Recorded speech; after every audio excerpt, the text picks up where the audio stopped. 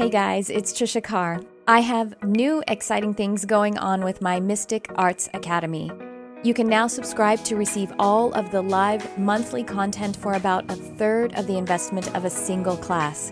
Included are at least one downloadable guided meditation per month, 2 live events ranging from classes, channeled messages, group readings, intuitive development guidance, Q&A sessions, and tons of community. You'll also have access to a private Facebook community for fellowship and support, and this space is kept super sacred and high vibrational. Your subscription gives you access to the whole library of classes and live events, which are on a vast array of topics. All events are offered online by Zoom video call, and many are also offered live in person at my studio here in Los Angeles. Subscribing to the Mystic Arts Academy is also a way for you to support the Charmed Life podcast and engage on a deeper level. I'm offering the subscription at a super low rate of $22 a month. Joining now locks in this rate for as long as you're subscribed. Click on the description of this episode or go to my website, triciacarcharm.com, and click on Mystic Arts Academy. I look forward to connecting.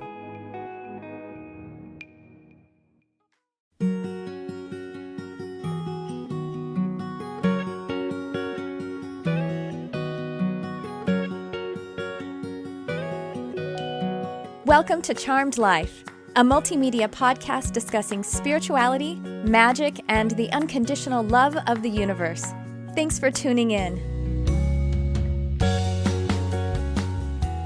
And I am your host, Tricia Carr. Welcome to this very special episode. I say that every time, don't I? Well, I have a really exciting guest.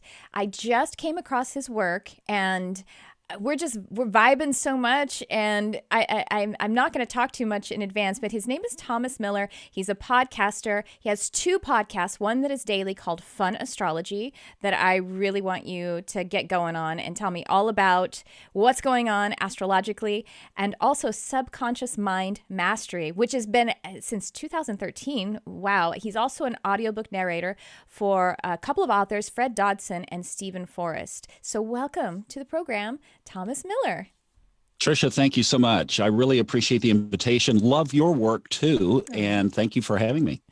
Well, you went in like a really diligent guest, and you looked at some of my stuff, and I'm really glad you did. Not that I expect people to do prep, but it's really cool because we're vibing on the work that each of us is doing, and we got a lot of fun stuff to talk about. Well, and I'll tell you, after I looked at it, I got intimidated. I had to do a lot of meditating. Stop that! Are you kidding me? I'm intimidated. Wow, that's you are knocking the cover off the ball. Congratulations for putting the message out and doing your work. Yeah, it's phenomenal. Well, I'll tell you. So, Subconscious Mind Mastery, I can't believe it. Well, we unfold things when we're ready to unfold them. Sure. It's a really, really great podcast. So, I don't know if you know this, because I don't know if I've mentioned it on any of the work that you may have seen of mine, but I'm a hypnotherapist. I'm a clinical hypnotherapist. It's something that I just added into what I do, and as in the last year. And I'm actually still finishing my residency in college as a clinical hypnotherapist, but so Subconscious Mind Mastery is like my jam, right? Right in there, yeah. Yeah.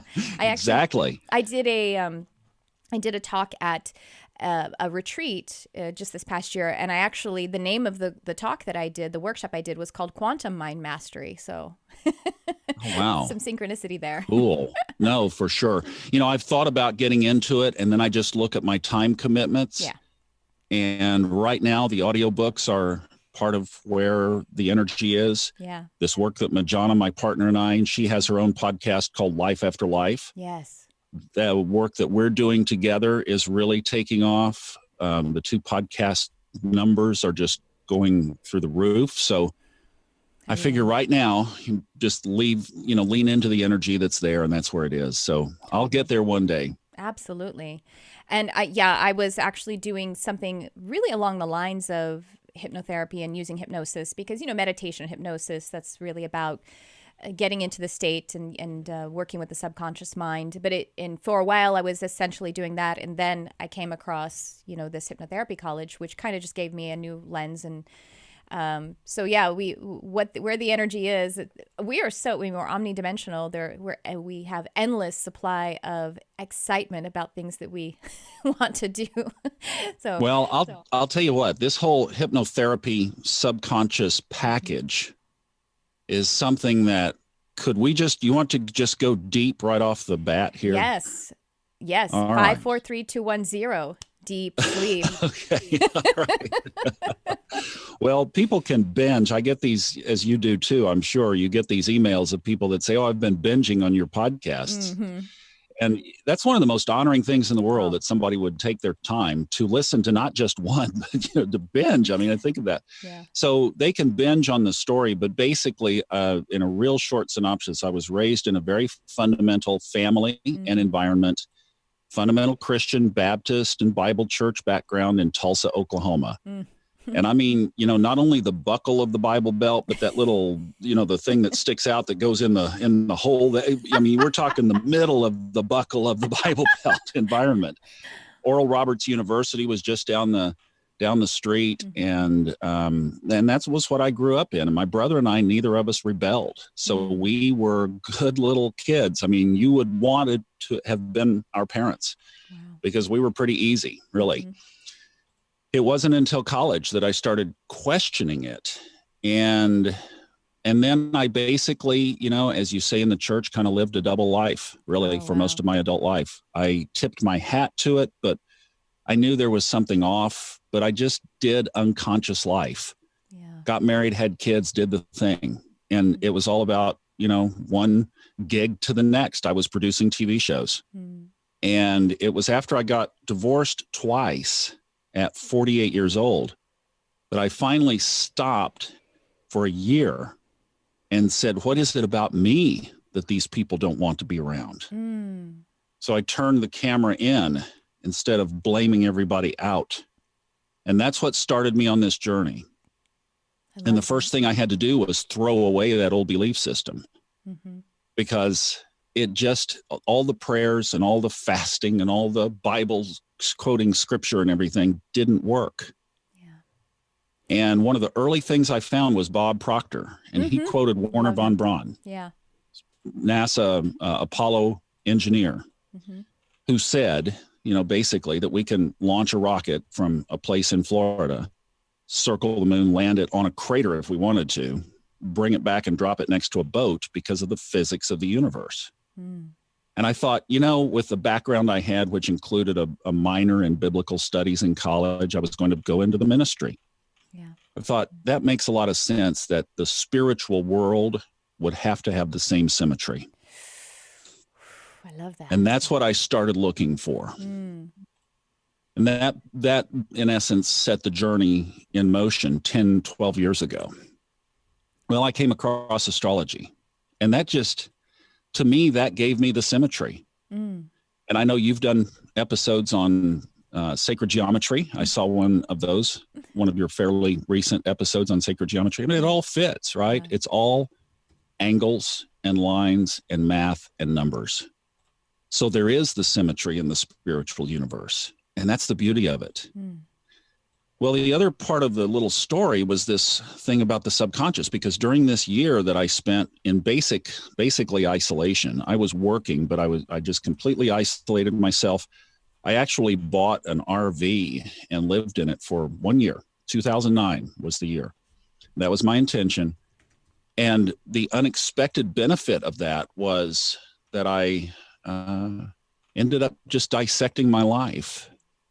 And I saw these patterns that would run back, and talk about the hypnosis work, where you're able to get in trance. My trance was not hypnotherapy. It was about a bottle and a half of wine at night. And I do not recommend that. I would recommend hypnotherapy right?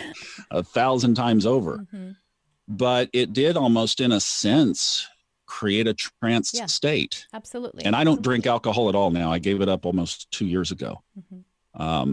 But it almost does. And in a trance state, a lot of stuff just started to pour out, and I would trace these patterns back. And one of the early patterns that I really isolated and got conscious about was that I had this ingrained fear paradigm, like everything.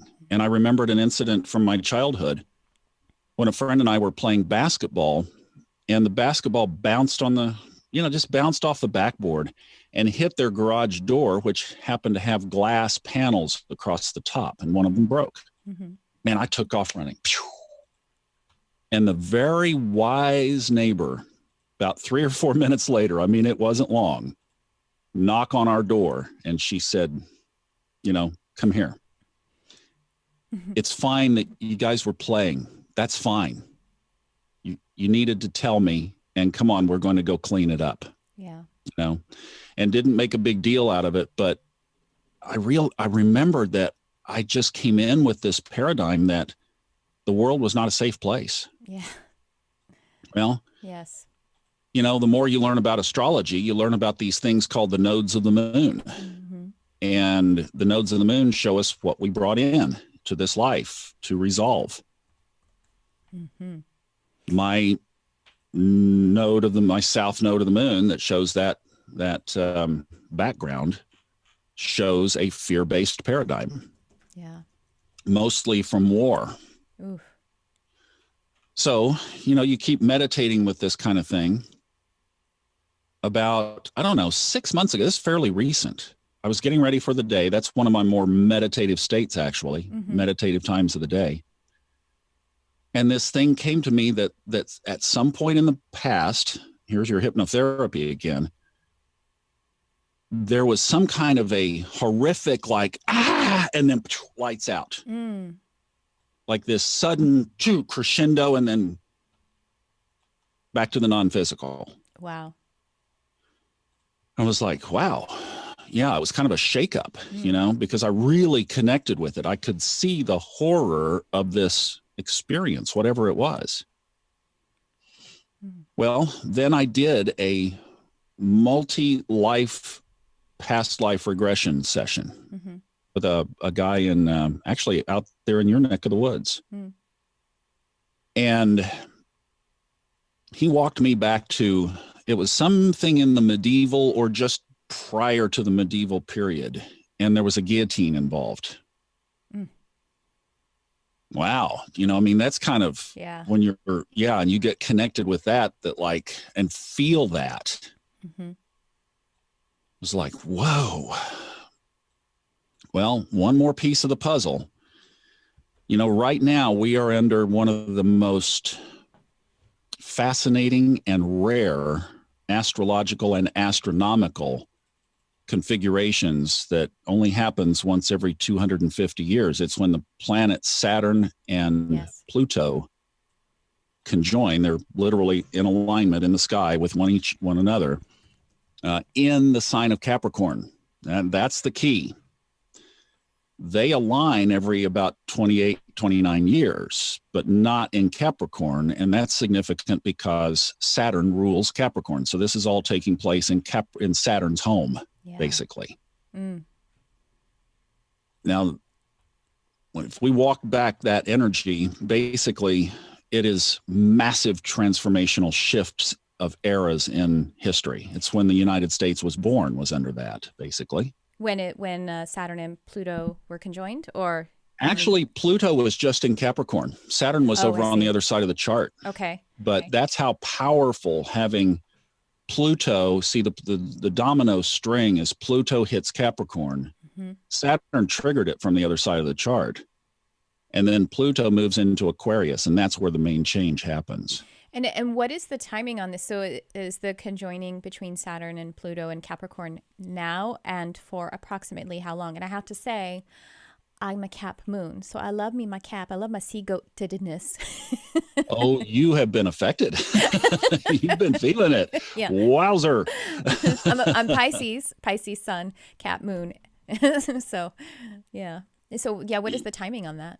No, definitely. So you've got a sextile going with the Pisces to Capricorn. And then, well, the actual conjunction happened on January 12th, 2020. Okay. That's when they were at the exact number of 22 degrees, 46 minutes. Hmm. But these are slow movers. Yes. It's Pluto 20 years around to go through a sign. It takes Saturn 2.5 years to go through a sign. So this is nothing fast. Not to mention the energies surrounding it. I know that for folks for whom their life is dedicated to this work, we feel it. I especially feel it in advance of whatever it is, honestly, even if it's something that's going on here, social, politically or something, or some kind of event that might be an act of God or nature. And I feel the tension. And then when it finally happens, I'm like, oh God, I can rest because it's the tension leading up to it. I guess we're anchoring, and then that's kind of when the bulk of the energy is there. But the breaking the seal actually, but on the other side, the post shadow, as we call it, for like Mercury retrograde and stuff, it's the energies around it too. Correct? Would you agree? I think totally. Yeah. And if you look at the transits, probably, I've got a chart up over here, probably, I would say the last 6 to 12 months, depending on your sensitivity and your own planets in your own chart. Yes, that also leads, because it's not like there are certain times, even if we talk about something like Mercury retrograde, there are certain retrogrades or other events that I'm a little bit peppy when it's going on, and other times it's a bit more dense, and it has to do with your particular grid, what it is that what you're aligning with specifically. Absolutely. Yeah. Your energy definitely is at play, but globally, and that's my Fun Astrology podcast, I just look at where everything is globally. Yeah.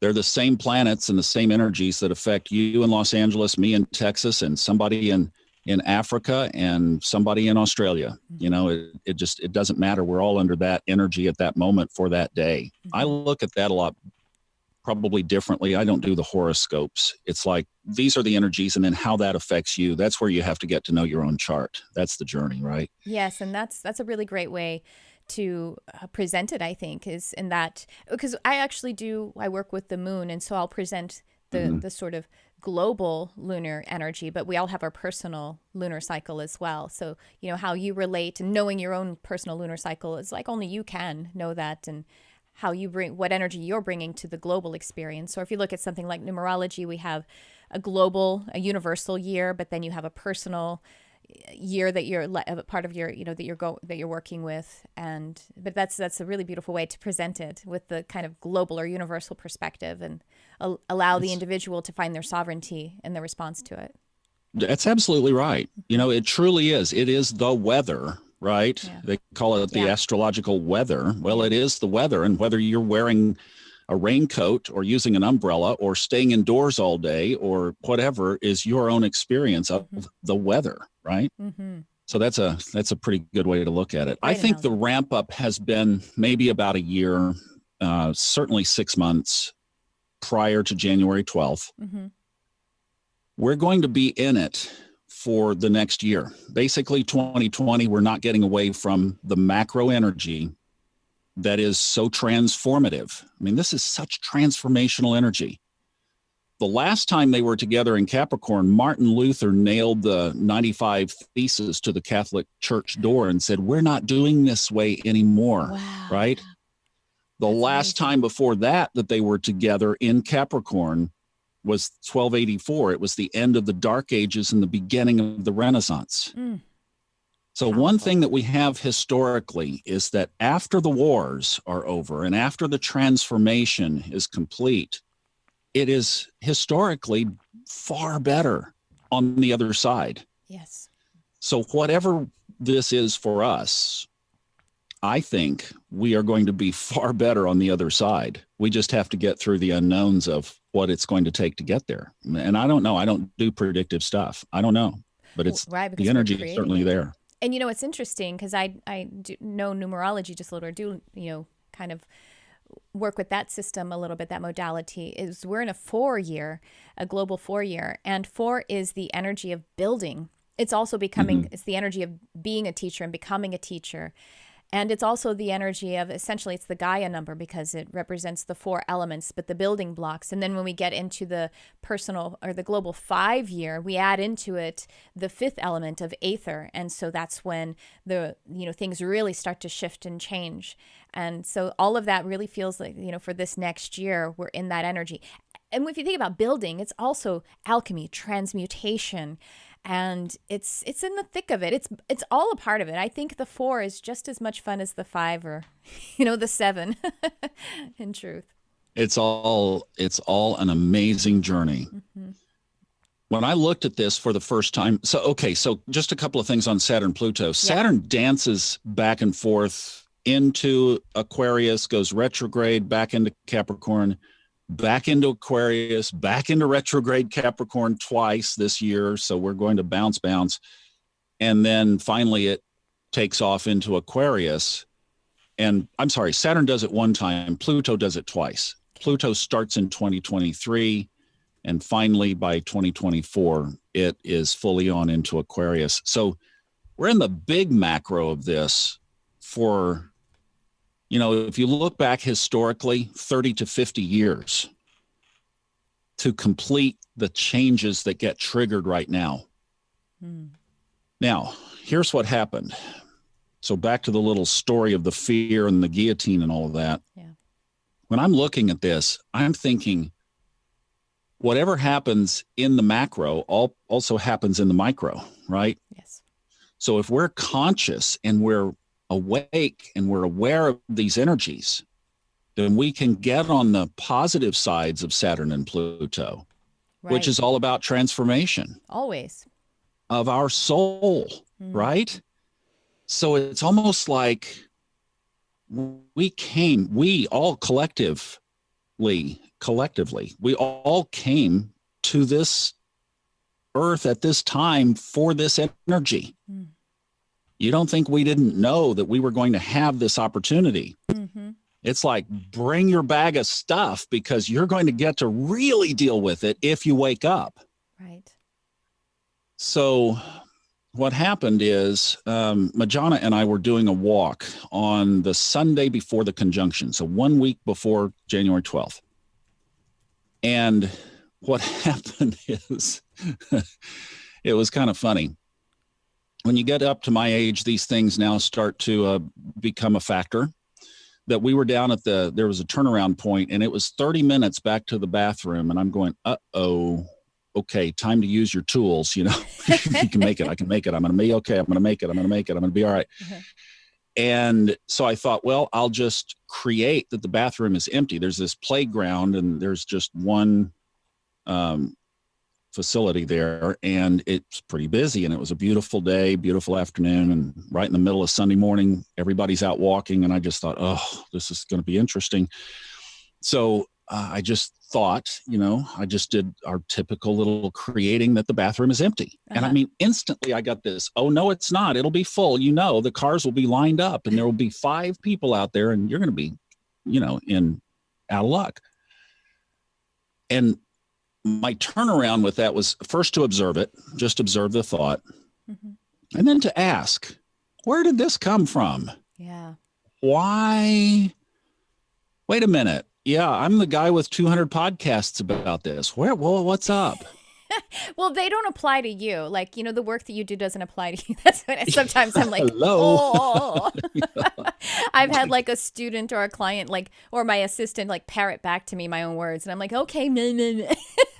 Right. But it's like so fun, it starts here. Yeah. Yes. And my whole podcast has been just a diary of my own stories. So I love playing with this because it's like, wow, okay, so that's what I did. I was like, where did this come from? And I just asked inside, and I started to do some little muscle testing and intuitive listening and had this little dialogue for about the next 20 minutes. And basically what I asked was this, okay, so this is subconscious, right? Yes. Okay. Was it a belief? Was it a created belief? No. Very clear. I do a little muscle test. I was doing 2 kinds. I do this where you rub your fingers together and you get friction. Okay. I was doing that. And then I also do one where I, show me a yes and it'll lock down, show me a no and it'll break loose like that. So I was playing with that. And when you do the finger rubbing, are you feeling for a certain kind of resonance temperature, For me, it goes Charged? smooth. Like Okay. the fingers will just Oh, I see. really freely move. Okay. There's no, it's almost like they're greased with Okay. olive oil or something. Mm-hmm. And then the other side, a no, is they get so sticky you can almost not move them together. That's fascinating. So there's basically a really strong observational scientific approach there, because we're talking about skin conducting. You're kind of doing your own biofeedback. There's your skin conductant. When you put biofeedback skin conductance on someone, instantly the moisture on the surface of the skin changes with the exact moment of a thought that is discordant or harmonious. What's the word I'm looking? What's the opposite of discordant? Resonant. A resonant thought, feeling, experience, state. And so that's really cool. I've never heard of the finger rubbing one. That's really mine is just like the feeling, like my whole body, and it's usually centered around the heart and the solar plexus area. And that's the other is I love, the easiest way to explain it is Malcolm Gladwell's book, Blink. Yes. Mm-hmm. It's the blink. Yeah. Don't think about it. It's the blink. Mm-hmm. And you get that feeling, like you say, you get it generally in the solar plexus area. Uh-huh. So the dialogue was, yes, this was subconscious. It was not in this lifetime. So then I asked, well, okay, was it mom's womb? No. Was it before that? Yes. And then I remembered the guillotine session under hypnosis. Yeah. And I said, was it related to that? Yes. And I mean, clear yes. Yes. It was that ding, ding, ding. We had found the source. Okay. Wow. So it goes back to that. So there's the source of the fear. Yeah. So that put that whole thing together. And then I just kept walking and just stayed with that. No thought, really, just walking. And then the perception came that it was not, typically with a guillotine, and I don't want to be crude here, but I want you to get the magnitude of this. For a soul that was imprinted with this emotion, that was dragged through centuries of life, multiple lifetimes, finally culminating under Saturn and Pluto and being exposed on a walk around the park. Wow. I know. Pretty amazing. It is. The guillotine was not face down. It was face up. Oh. And there was the... My goodness. Okay, a few steps later, it was not a guillotine. What I saw very clearly, and you can appreciate this, having studied and practicing hypnotherapy, that again, the walk is kind of a form of trance for me. Definitely. So I think there's that same connection. And what it even magnified a little bit more, and I saw, typical medieval kind of thing, hooded, the medieval axes, those big axes like this, and a foot up on my chest. And they were literally just whack, whack, whack, pew, lights out. Now, would you think that Earth was a safe place? Right. Would you think that any form...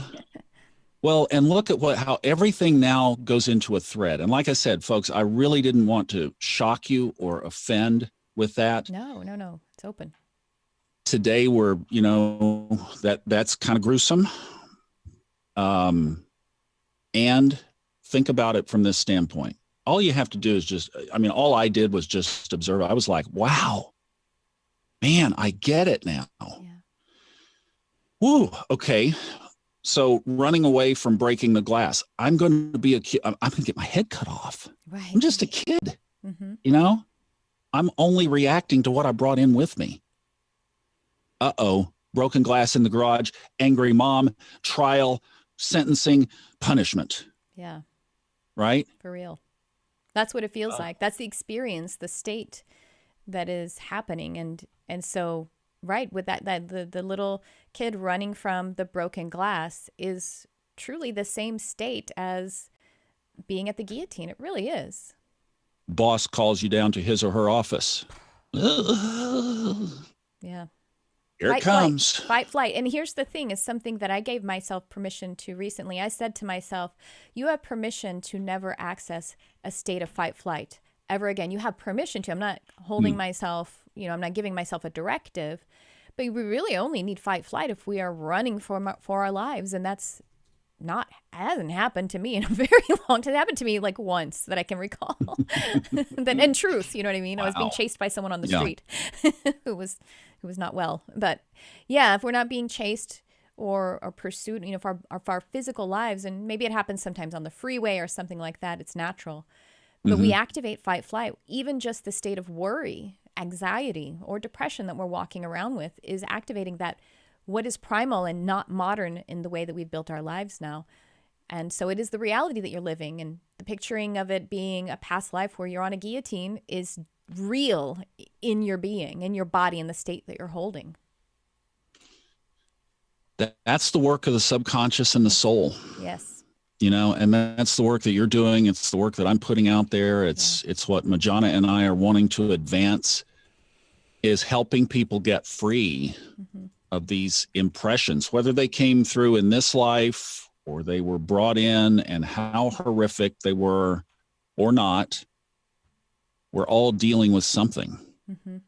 And I think the wake-up call for me in this was, and this is pretty fresh still in my work, is now the inquiry to take a look at how much of this is truly brought in. Yeah. That this is so much more than just the experience of our time in this incarnation at this time. And the option of having it there as a learning opportunity, the information at this point, it's information that we can utilize, rather than having it be in the unconscious where it is sort of utilizing us and disempowering us. The information, then we become sovereign to it when we deepen our awareness about it and around it. And then we can recognize, because again, we are not beholden to any kind of linear time, that there is still an opportunity for the one who is at the guillotine to have released the energy around it instantly. And so you can kind of do that reclaiming of the soul energy that was arrested in some kind of fear for all this time in this now. And it changes timelines, because we are superior to timelines being omnidimensional. Isn't that the truth? That's well said. Thank you. Roll that back and play that again when you edit this. That was good. No, because the release was just in the observation. Yes. I didn't have to do anything. Right. Now I can just go, oh yeah, wait a minute. I don't have to do that anymore. It's, the amazing thing is the grip that it had on my whole being. Right. And I was raised by great parents. There was no child abuse. My goodness sakes, no. In fact, the opposite. I grew up in an environment that never would have created or fostered that. This could only have come from something else. And it's in the ether anyway. It's in the collective unconsciousness, which we are all plugged into. So it is true. Well, I did have a very challenging childhood. And someone else like yourself has a wonderful childhood, but we're still a part of this human experience where the collective unconsciousness is a part of the individual unconscious. And that's how we're accessing these past or parallel timelines and events to help us to have those archetypes, because from this perspective, the guillotine is not physically happening to you. So it serves as a sort of archetype, and which is not to diminish its reality at all, but it is there to still help you to do that growth. It's still available to you as that contrast to help you to do the growth that maybe I did because I did have abuse. And, but even so, there's just endless opportunities, because we are eternal beings, to be able to continue to resource all of these past, parallel, and and in this current life experiences. Are you familiar with Fred Dodson's book, Parallel Universes of Self? No, I just discovered him from you, discovering you. That's a good one. You'll have to check that out. Okay. No, I will. He was one of the early, I think the book was written back in 2008 or 10. been a while, but he was really I think one of the first ones to write a book on parallel realities. Really? 2008. Well, I mean, Dolores Cannon was talking about the convoluted universe, but still, it's kind of not exactly parallel reality, I guess. Mm-hmm. Okay, yes, that's on the list, and everyone else. We'll have to check that out. Fred Dodson is an author that Thomas voices his audiobooks, and I came across the Subconscious Mind Mastery podcast in which Thomas was just reading an excerpt. It's a 10-minute podcast, y'all. And he's reading an excerpt. He got the permission from Mr. Dodson, the author, to just read this one little excerpt. And can I tell you, I sent it to a dozen people and said, it's 10 minutes. Listen right now. Oh. And it's a credit to the author, but it's also a credit to, your selecting and asking him for it, and also your voicing of it, because the authenticity that comes through the narrator, the voiceover artist, is really important in that work, the performer. Because I've gotten audiobooks where it can be either the author and the author's not, that's not really their talent or their lane to actually voice their own work. I've gotten other ones where it is a voiceover artist, a narrator, and you can tell they don't really connect with the material. So that sweet spot is so beautiful, and so I just want to commend you to that. I mean, I love voice work, so I'm a little bit of a nerd about it. Thank you. Yeah, I mean, coming from somebody in Burbank too. That's like like you don't have an ear. Yes, you do. Thank you very much, Trish. I appreciate that. My pleasure. Thank you. Are you a student or a reader of Neville Goddard? Yes. Of course. I'm like, if you're not, then I'm going to blow your mind right now. But of course, it would be impossible for you to not be. So yes, Neville Goddard he's passed now, a teacher and an author. And I mean, just like Feeling is the Secret, it is I think it's a 60-page book. Mm-hmm, and it's like, I read one line and I'm like, oh, got to put it down. That's enough for today. Whew. Yeah. It's so great. You know what I mean? It's so juicy. But Fred's work is I think very much like that. So yeah, Fred's is comparable. Mm-hmm. Well, it spoke to me, and I'll tell you the amazing thing. One of my favorites, and I know you probably tell people this: when the student is ready, the teacher appears. I know, absolutely. And I was literally, this was 2013, so I was about 3 or 4 years into this new way of being, and I mean, I had to reconstruct my whole belief system. And can I just say that's so brave of you, because having come from the evangelical Christian experience, it's scary. It is scary. The depth of that threat of blaspheming the Holy Spirit and everything. And also it's confusing because you probably, like me, truly loved Jesus and Christ and Christhood and had a true experience with whatever God meant. And you have this, I guess you could say, programming or even brainwashing that somehow you would be denying that as well. And so it's confusing and it's scary. So I have to say, commend you for being so brave and doing that. And when you get out on the other side and you finally do it, you're like, oh, actually, I have more of what it was that is the truth about that. But you don't know until you do it. Oh my goodness, yes, absolutely. Mm-hmm. It's so freeing to be in this space of non-judgment. Right. One of the last dominoes for me to fall was the concept of sin. Mm-hmm. I was having dinner with a guy that was recently on my podcast, Daniel Denovi. Okay. And he said that. He said, well, just what do you think about if there was no such thing as sin? I was like, my whole world had been built around that there was sin. Right. And here was the alternative. And here was how you dealt with it. And it's the human dilemma. And boy, I got to thinking about that. And finally, I realized, well, of course, because now I think, if I'm right, from what I've seen, there are more denominations than there are verses in the Bible. I know. And there are 23,000 denominations and there are 22,000 something verses in the Bible.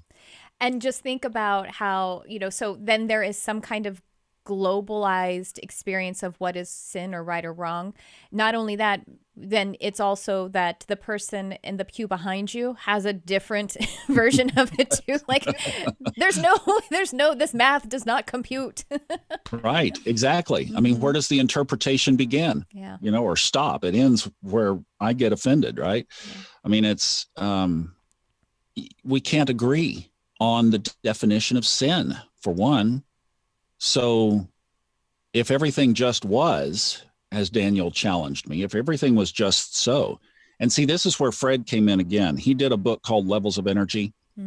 It's basically the same theme as David R. Hawkins did with Power versus Force. It's just in a much easier way to understand.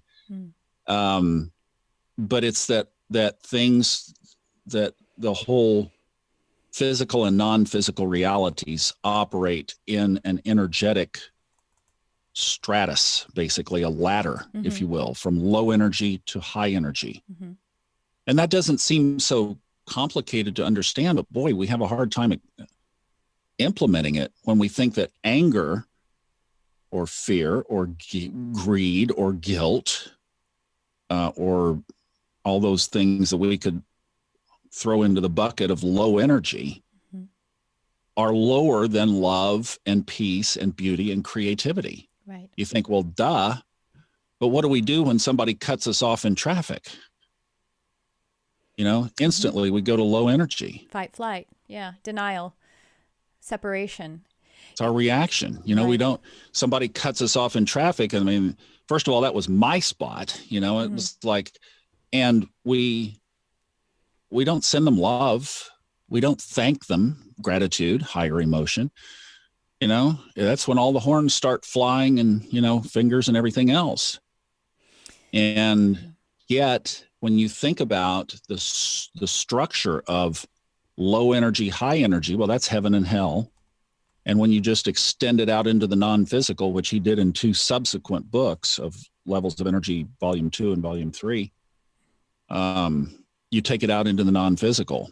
And that's where we get into a whole nother discussion, but angels and demons, if you want to go there. But, it's just basically the whole system operates on this structure of energy. Structure. This is what I speak to my students about, that there is structure in the universe, but there truly is no hierarchy because there's only one energy. But there is structure in the way that there is structure to a story, which facilitates us having an experience and growing by the structure. I recently did, as you saw, that I am doing a sort of series within my whole podcast, a little mini episodic on the metaphysics of the Bible. And I think it was the last episode, actually, I did talk about sin. And what I find fascinating, I love words. Words are, they are bubbling. We don't create them by accident. They are a representation of the subconscious. And yet they are limited. They're just actually, in the excerpt of that podcast that I tell everyone, Fred talks about belief wrappers. And so they're sort of, words are just packages, or they're signposts pointing to a frequency, but the frequency is much less, is not limited. It is unlimited because it will, as it is aligned with love, then it's going to lead you to the frequency, the shade of energy that's next to it, and so on and so forth. The word sin, in the way that we use it in the English language, is derived from archery, when you miss the mark. And that alone, just freeing it from judgment and the decision that there is something that is right or wrong, in a pejorative, in a separated way, just missed the mark, just a mistake. And, I'm in Hollywood, you have a mistake, but you always have another take. And so it's okay. You learned from it. You get to do it again. You get to do, yeah. Right. And so there is learning to happen in sin or a mistake, because there's perhaps something, if it's not correct, is maybe better than right or wrong. Correct for what will lead you to that higher alignment of your frequency, then there's learning. And the learning may look like making amends or atoning, and that's all a part of healing, and that's all a part of growth. And words, to me, it's like when we're talking about that spectrum of frequency, and the frequency of love, and then, maybe at the bottom of that frequency is fear. And the words that you mentioned, like peace, clarity, and of course love, those are more like living words. Those are like beings of light. Those are eternal. Those are true. They exist on all of the dimensions because they're aligned with the one, and they are the one. But then words that are separation oriented are like the thought forms that do not exist on all of the dimensions. They don't exist on the higher dimensions, so they're more of the limited thought forms. And it's this idea, this principle of living words, alive words, and thought forms, which are limited and kind of constrained in something that is more of that discordant energy. Yeah, that's good. That's good. And that's what sin or mistake or incorrectness gives us the opportunity to go into that growth experience. Here's a great story with an example of how quickly we can fall out of that higher level when we get in our daily routine. Mm-hmm. Fred gave me permission to package this and take it out in a little trial course that we're still playing with. I'd say it's still in beta, but I presented it to a group of realtors. And the gentleman who owned the franchise of this real estate firm had worked with a friend of mine on pitching to sell her home. Now, this friend is an elderly lady, so coming in hot is not the way to appeal to her or to win the contract. So this guy came in hot. He had another associate with him from the firm. They came in, they made their big pitch. He was like, da, da, da, da, da, da. And boy, I'm sure he left thinking, man, I was on, Mm-hmm. But there was zero connection with her. Yeah. And she was actually offended because it was so strong and because he didn't ask about her dog, Oh. And somebody else obviously got the contract. It was a multi-million-dollar home. So when we did he asked me to come do this presentation at his firm. And what was funny is one of his big producers in the audience, after we talked about, love and connection and compassion and those higher emotions that we're talking about are higher than driving your own agenda. Yes. And she was like, well, yeah, that's what we do every day. And this owner of the firm raised his hand and he said, let me tell you a story. And he completely ratted on himself. It was perfect. And he said, look, I sat out there in the in the driveway and said, let's get out in and out of here in less than an hour. Mm-hmm. He was completely in his own lower energy, self-driven greed primarily. Let's get this contract and let's get this house sold so that we can make some more money. Mm-hmm. And at the top of the scale, the top of the structure, was a little old lady with a dog who just wanted to be talking about the weather. And she's a Gemini too, by the way, and you don't talk about anything for very long. You flirt around, you come back and we're over here. And what about the Broncos? This was in Colorado, Mm-hmm. You talk about things around to get to the point. And had he done that, he would have made several six figures a couple of times over on commissions. So when we think about the structure of this and applying it in our life and those moments that we get caught short when our lower emotions, our lower self takes back over and we get angry or we get snappy or we get grumpy or we go down the scale, it's just a great reminder to bring ourselves back up. Wait a minute. It's all about the other person. It's about the connection. It's about the love. It's about the giving.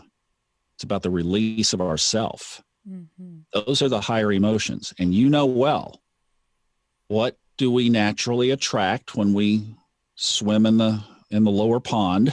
Right. Right? We attract the muck. Right. And what do we naturally attract? I mean, the universe will just provide when we live from love and we live from concern of others and we put others first and we're thinking more about the gratitude and the peace and the joy and service rather than what we can get. And we get a whole different outcome. So true. The way that creation happens is by positively charged energy. And, we say positive and negative and we think good and bad, and that's fine. But there's, getting into words again, there's no coincidence that positively charged energy is the energy that, so far as from the perspective of physics or physical energy, is the energy that actually builds and creates. Now, negative energy is that which dematerializes and composts and transmutes, and that's all great too. But the positive energy is the building energy, and the negative energy is the negating energy. So if you bring that limited energy into something that would be a sales pitch, you're in Texas, so I have to call myself out. I just said energy. That's my Texas accent coming out. Limited energy. I always say, this is my fake accent. Limited energy. The negating energy, then it's going to create a relationship, an anti-relationship. It's going to negate the possibility of connection and contact. And that's what she was there for. The lady with the dog. She was there to connect. Right. Exactly. And it works in every industry. It's we're not just a couple of woo-woos here. It's just true. And there are cleverer and wiser kinds of even industries, like, for example, I think Google and everything, and they're actually bringing a mindset and recognizing it just from that place of wisdom, that's actually how success happens, is connection. You can't really get around it.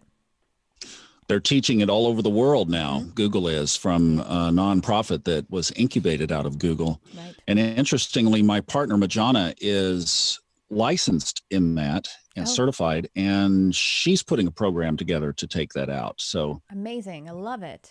Yeah, no, I mean, because that's what can heal families. It can heal workplaces. It can heal any environment. Is when we acknowledge and respect the other.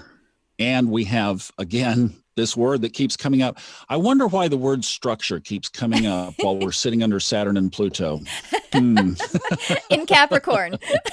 Yeah. But when we have that structure of connection and that structure of communication that honors the other person, yes, it can shift so much. By the way, can I just mention one thing? Please. That podcast that you're talking about, if you go to Subconscious Mind Mastery and find that podcast, it's one of the ones that was released in January 2020, and it was called Belief Wrappers. So just wanted to make sure people could find that, because I would hearing those voices in my headphones saying, where can I get that podcast? Totally. Well, yeah. And by the way, link in the description, whether you're watching this on YouTube or listening to it on a podcast outlet, link will be right there in the description too. So you can. Oh, perfect. Yes. Thank you. That's great. That's awesome. Yes. It's 10 minutes, and I listened to it 4 times in a row on the first day that I heard it. And then I emailed Fred. So that's from a book of collection of, it's like 42 little 10-minute vignettes. Like essays, of all kinds of topics. Love it. That's great. Yeah, it's because you can sample what works for you, and then things that don't apply, you can just skip to the next chapter. That's so great. What a great structure. That was chapter 26, and when I landed on that, I emailed him immediately, and I said, "Oh my gosh, can I make a podcast of this? I hadn't finished the book yet." Yeah. And I said, "Can we just make it a little tease?" The book's actually, as we're talking right now, the end of January 2020. The book is not quite out yet. Audible is doing their final stuff, and it will be soon. But it's called Essays of Creating Reality, Book 4. That's where it lives, along with several other. Actually, a couple of the chapters right after it were really good too. But that one was a standout. And he came back and he said, "Yeah, that was my favorite chapter too." Yeah. Well, pass on to him that, how excited I am, and many others that are being turned on to it, because I think it's really brilliant and so clear. And actually, it inspired my last couple of episodes ago of this podcast, to partially, at least in part, inspired it with my friend Crystal Ann Compton. We did an episode talking about the fourth dimension, entities, ghosts, and thought forms. Very much talked about thought forms, partly because he talks about thought forms so much in Belief Wrappers, and the gift and the really almost like the main thing kind of I think we came here to do, which was to understand that we manipulate energy, and we can use thought forms in a positive manner. And I mean, like, The idea of thought forms, it's a gradient scale. So like I was saying, even just a word is a thought form or a habit or a ritual, so long as we are maintaining our place of mastery and recognizing it as or creator of it, and recognizing it is the creation that is facilitating, and that an interest, and then we actually partner with our creation to create something new, which is what source energy did with us, does with us. Exactly. Yeah. Exactly. I wanted to. And that thought doesn't necessarily, I mean, that thought form, obviously it can be a word or it can be just self-talk. It can be so much. And then onto, the crazy things that Crystal and I got into in that episode. And we talk about it becoming something that is more sophisticated in the etheric realm, and it can attract to it some entity, and you know what I mean? Like all of that. But again, it's all there as a pattern to show you what you are creating, whether it be conscious or unconscious. And you are always master of it, because you are co-master with every single other expression of source energy, one energy. I landed on that as I was, as you say, taking a look and doing some research on your work, and didn't have time to get all the way through it, but now I will. I'll go back and I can't wait to digest your series on the Bible. Oh, thank you. Thank you so much. Yeah. Very a lot of the episodes are interested in shorter. seeing what you have to say there. Yeah. It's so fun. It's like, I feel like I'm calling this a mini series but I feel like I could talk on it forever. There's just so much fun in that work, because I really and truly did have my spiritual growth initially in partnership with that system. So there's, in any sacred work, any system of humanity, there is probably gold. There is truth. Mm-hmm. And there's distortion. Yeah, absolutely. 100%. I wanted to ask you, do you work with human design at all? Do you know this system? I do. And I do know it. I've tried to visit it a couple of times, and here's where I am with it. Maybe you could give me some advice. Well, I'm new to it, and I'm no teacher or expert, but yeah, let me hear. We'll see. So here's the thing. I think it's a very interesting system. I was incorporating it into some readings that I was doing. And then I stopped because I found a couple of other things inside ancient astrology that I think are more tangible and significant. Fred taught me one thing that so transformative: keep things simple. Totally. Yes. And even if you're learning a complex system, keep your learning of it simple. Like astrology to me is very complex. I am no astrologer, but working with my sun, moon, and ascendant is simple. You know what I mean? Like I can, and then, I'll expand into other areas as it is simple. I like that. Yeah, that's great advice.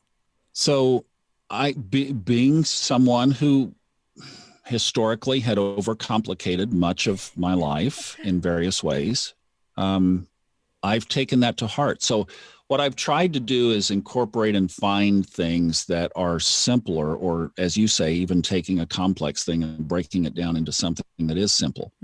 I haven't been able to do that yet with human design. It's a complex system to me. Well, see, and it is, but again, you're an astrologer, so okay, like, that to me that's like telling me, why don't you learn Chinese tomorrow? And I'm like, what? Oh, right.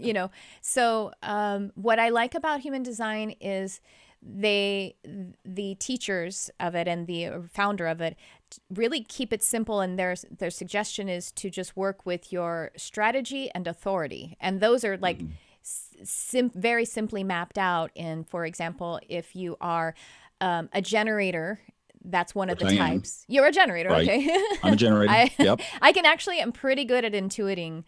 Actually, I'll just say that so far in my reading of someone's type, I can, because I'm actually a reflector, which is so I feel how the aura works in a person, and then it's pretty easy. So the generator is the strategy is to wait to respond, and then the authority depends on the other parts of your chart, but perhaps it is emotional, and that's your authority.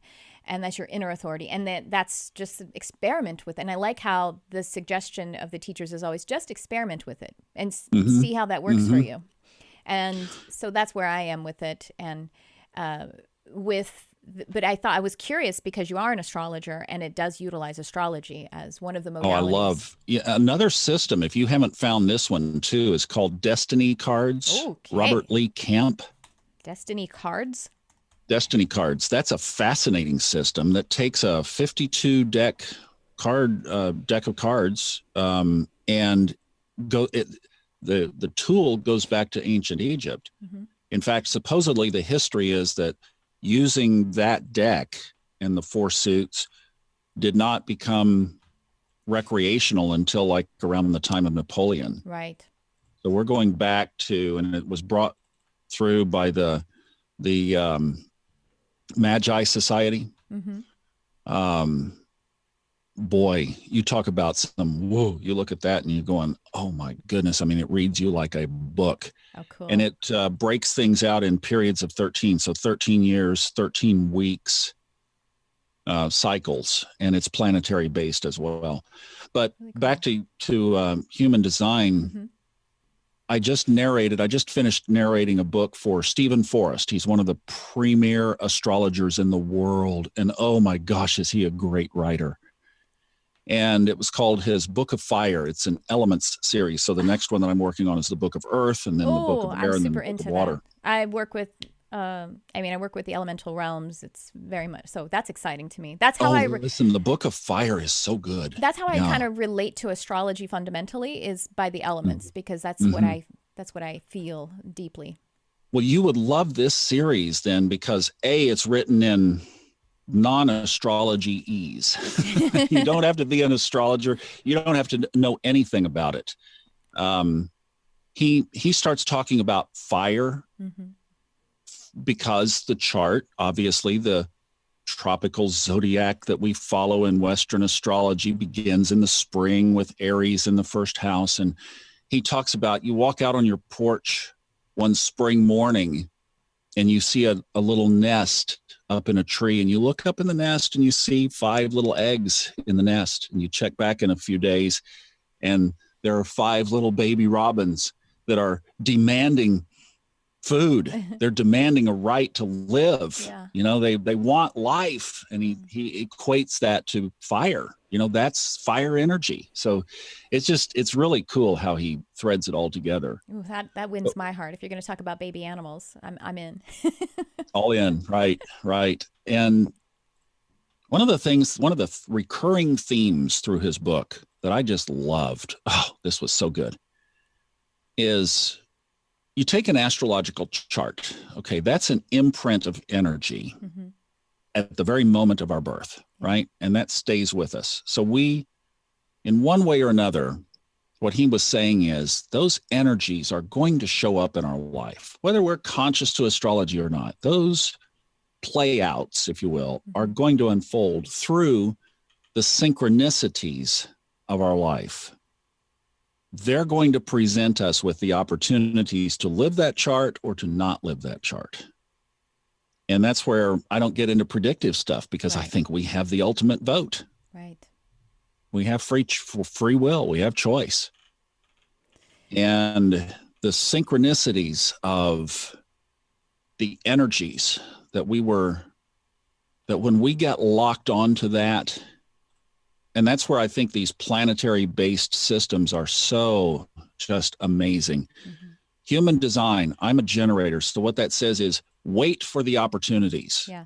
Wait for the synchronicities. Yes. And then I'm sacral. Go with your gut, even through, as it says, a verbal, where you're connecting with, Yes. For those of you sacrals, you'll know what I'm talking about. Where you give and you're resonating with that sound or that tone, and you're connecting that with what you feel in your gut. Yeah.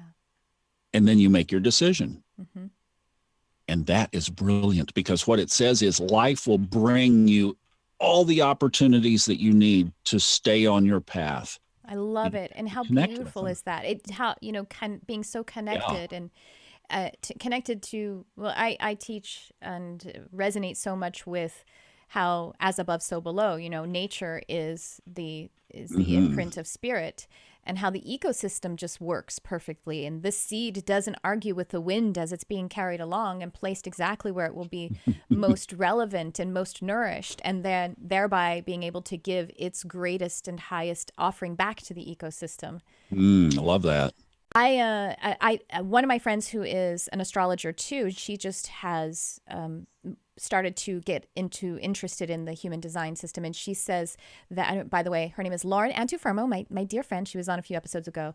And she says what she's finding so awesome about human design is the applicability of it, and how it is teaching her about how she can actually utilize her aura and utilize her field and how it works. And that's also a very basic principle. There's a 7-minute video on YouTube channel called Jovian Archive, I think. And it's the founder of it, Ra Uruhu, talking about the 4 different aura types, and just really simply saying the generator has an open and enveloping aura. And just that alone, I'm like, oh, then I know what generators feel like. You know what I mean? That's why it's just look at their aura, right? I just feel it. I'm a reflector, and my aura is sampling and also resilient because I have all open centers, and I'm the 1% of the population, completely open centers, and so I'm sampling everything. But because I'm so totally open, I can also release absolutely everything, sample but not identify to. So. Oh, that's nice. Yeah, that's how I feel it. That's nice. Oh my gosh, we are over time probably. I'm afraid I'm going to keep you all day long. This has been just so edifying, enlightening, inspiring. I really am so very grateful for you to have come on and to offer all the work that you're doing. Everyone, please do go find. I'm super excited about the Fun Astrology podcast, and find this Subconscious Mind Mastery. Find the books that Thomas is narrating. I mean, Fred Dodson, I'm his brand new super fan, and I can't wait to get deeply into all of these books. It's amazing material. Yeah. It truly is life transformative for sure.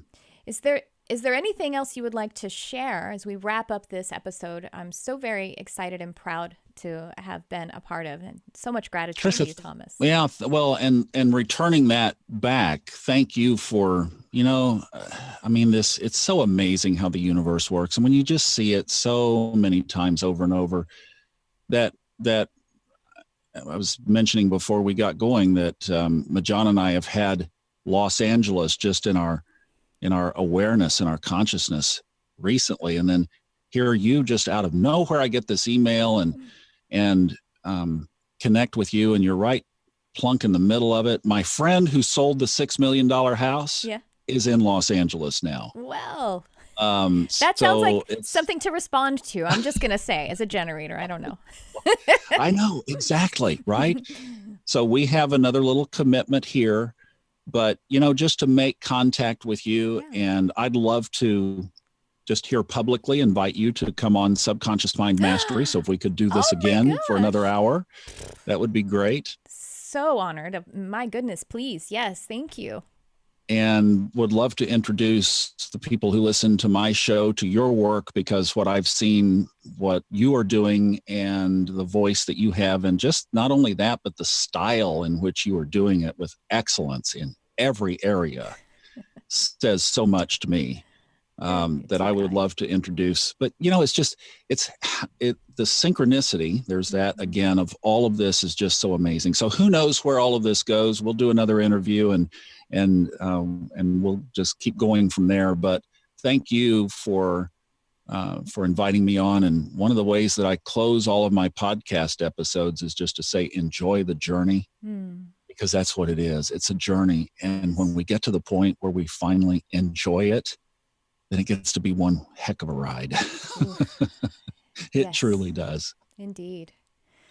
Well, again, how wonderful. I want to give a shout out to my dear friend and colleague who is the one who suggested Subconscious Mind Mastery a couple of weeks ago or whenever it was. And it's my friend Jeremy Stangness. And I have to say hi, Jeremy, and thank you so much. And hey, Jeremy, thank you Yeah. from my perspective. Appreciate that. He's probably blushing right now, like, because he's so sweet. And Email me at thomas@subconsciousmindmastery.com and I'll send you a free audiobook download code. How about that? Oh my gosh, that's Jeremy. amazing. Yeah, Jeremy, do that, okay? Oh, wow. How Do wonderful. All right.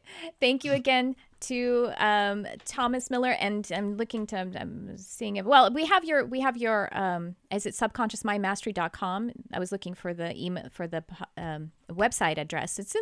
We have it in the description.